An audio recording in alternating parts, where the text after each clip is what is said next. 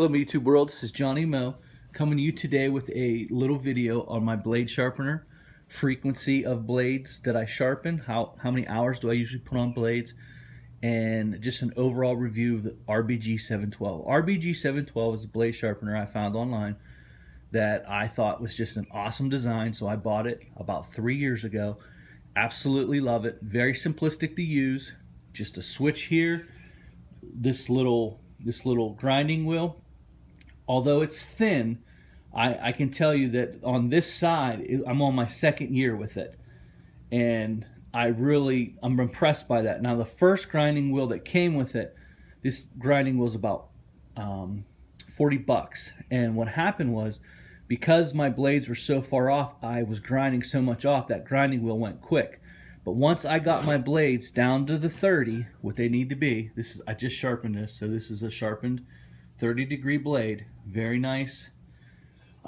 Basically all you do is you turn it on and you just pull it across this 30-degree angle. And now you have two sides here. You have this side. When this side goes dull, you have this side. This side basically is used to, if say you have a big nick in a blade, you can run the blade perpendicular and just get the back side of it trimmed down so that you can sharpen the front side of it. This has very little wear on it, so I can actually take this off and put it and turn it around once this is completely wore, which you can see right here. That white is letting me know that this side is wearing down pretty good. So this will be coming off here. I'd say, well, maybe I'll get the rest of the year out of it, I'm not sure. But this side here is fully intact and has plenty of space on it. So I'll probably get another year out of that. So that'll last me 3 years on one grinding wheel. Very impressed. $40.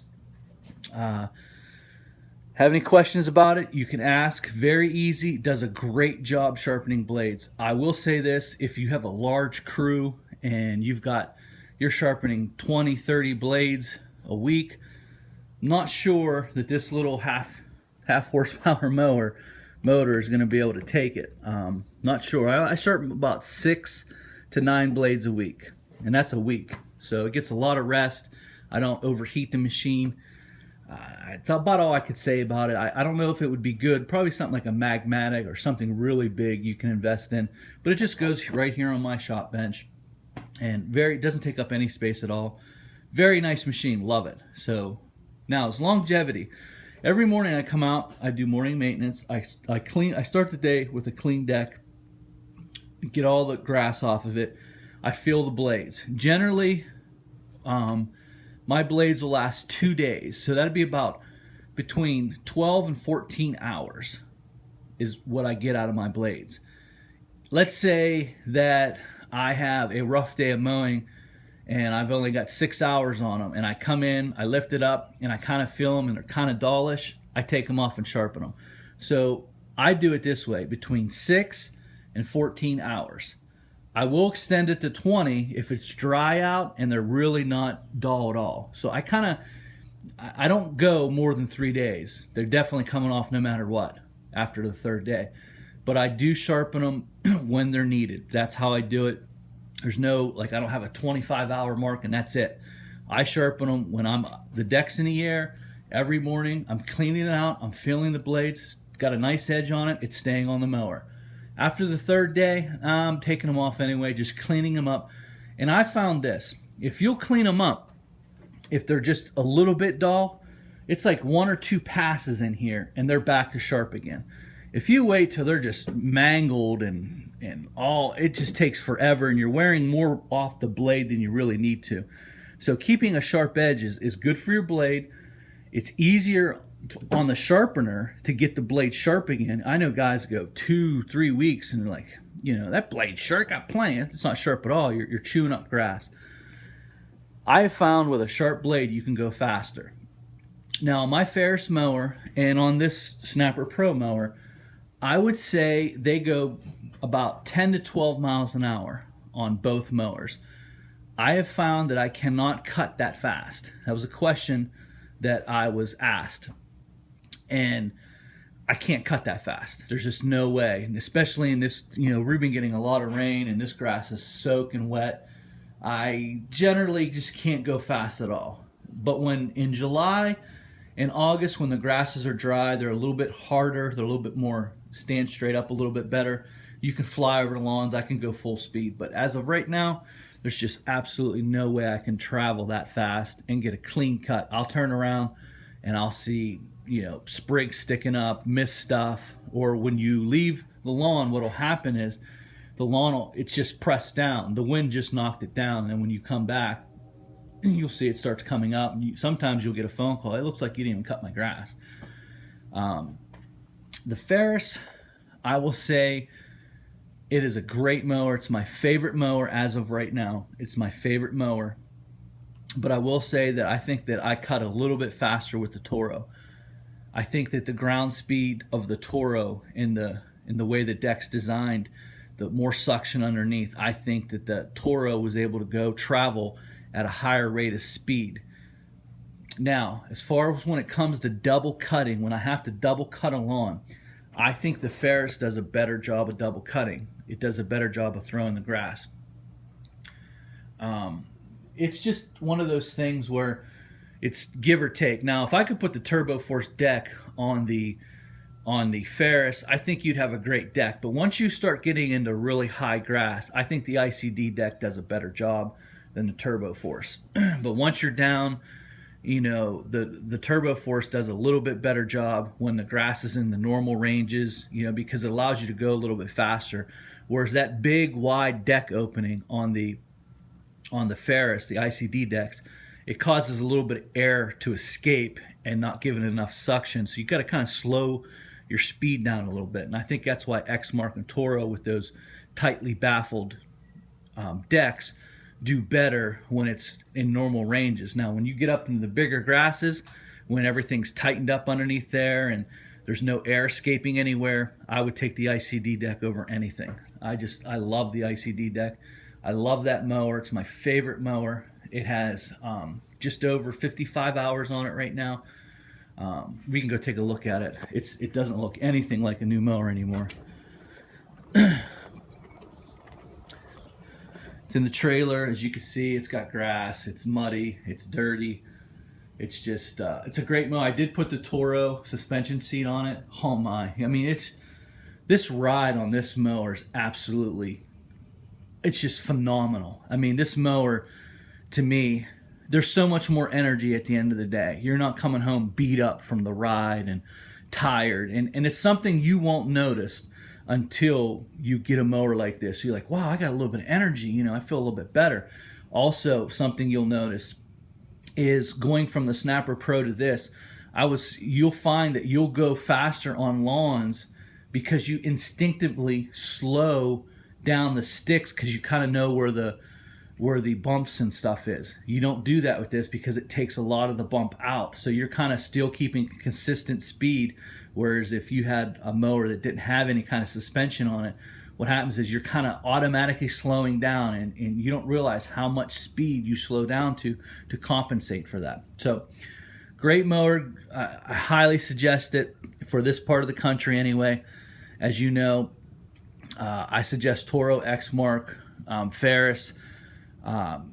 Just those are my favorite brands of mower. This is my favorite mower. It's the IZ 2100Z. I would pick it over the 3200 and definitely the 700. I like the IZ 2100Z. It's my favorite mower. I would suggest upgrading that seat, although I didn't really need the seat. I just upgraded it anyway, and whew, it's just like you're gliding over lawns. Other than that, you can see I'm in my fertilizing mode. I got my fertilizer in here. Got my bags of fertilizer sitting there. Got the Anderson 2000 series pumping out. And so we're definitely getting these fall applications on, 4th round. Update on the steel equipment, doing very well. Definitely excited about it. I can tell you that I like the FS94 better than the FS90R. I don't like the 4 mix. It's just an opinion, but I'm not a fan of it. I will say that these 94s are very temperamental in hot weather. I don't like that. They've got to figure a way to do a better job of venting. I'm sure that's some EPA garbage that's going on there. But last week when it got really hot, it was in the 90s. it was a 90 with 70 dew point, and this thing gave me a lot of trouble starting, a lot. And I vented it, like I would undo the cap, I'd hear I tighten it back up, I undo it again, I hear I mean, that's how much pressure was in that tank. It kept on me, and it just wouldn't start, wouldn't stay started. Finally it did, but I was very disappointed in that. And I've had issues with these FS94s with really hot temperatures doing that. I'm not a big fan of that, but I definitely like the weight. I like this trimmer over the 90. I like the 90's power, but I like the throttle response of the FS94. I wish this 94 was as tall as the 90. That would be nice, and still weighed less. As far as the combi unit, love the combi unit. Just very impressed by it. I know I made a comment where I didn't notice much difference between the Echo 28 pass system, but now I'm starting to notice a little bit of difference. I trimmed a tree with this for the first time, and I seem to have got it done faster. I think that's a little bit lighter, the combi system. But any questions? We're full-blown fall application. I don't think I've ever showed you this. Let's go see my aerator. She's out and ready. So my little aerator, this is a Ryan aerator. It is a beautiful thing, but as you know, with any aeration, it sucks to do them.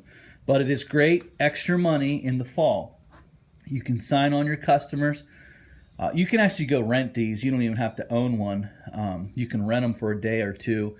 I think for a day it was $70. For 2 days it'd be $140, and you can make that off with one. But if you can, you can go to a rental place and they'll sell them. Rental places will sell them. I think the one that I was looking at, Bluebird, was only $1,200, or you can find them online if you're mechanically inclined.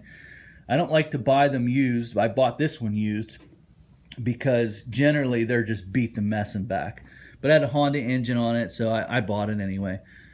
Other than that, you know, I hope that your fall was going good. I hope that you have all of your money in the bank. I hope that you listened to me when I said get all your winter fund in the bank by Labor Day. I hope that you listen. I hope that you're cruising now. I hope everything you're doing right now is profit, and you're just stockpiling money. Everything's going great with you. If not, you know, hope you have a better year next year. Maybe you'll, you know, take it serious and say, hey, listen, you got to begin with the end in mind. When April rolls around, we start mowing grasses and trimming shrubs and fertilizing. I'm thinking about Labor Day. I'm thinking about the winter. I'm not thinking about how am I going to make it through.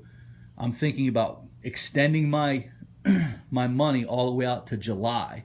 And that's generally what I like to do. I like to get through June. At least June 15th, I like to have enough money in the bank to last me from generally January all the way through June.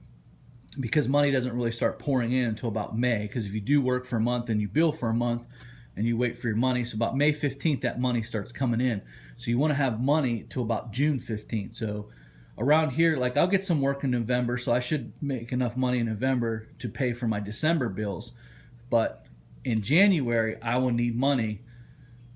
I'll have to start paying the bills that are due, like whatever I owe in the business, the house bills, everything I'll need to start paying on in January. So I need to know that I have my money in by Labor Day to cover me all the way through to the next June. So hopefully you guys are doing that, because you'll run out of time. Like October, the windy days and all the rainy days, you don't know what kind of weather you're going to get. You might not have a good month. You might not have enough work left over.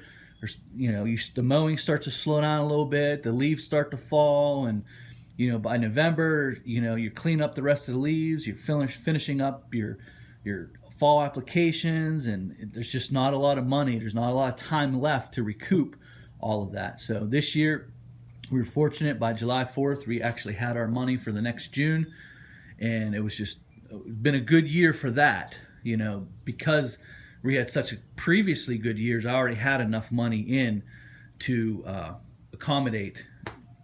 We had leftover money from a couple years ago from one of the really good winters we had, so we were able to start off with a good start off. So it's been nice the last couple years, but I know that can change easily. So remember, get your money by Labor Day. Have a great day, guys.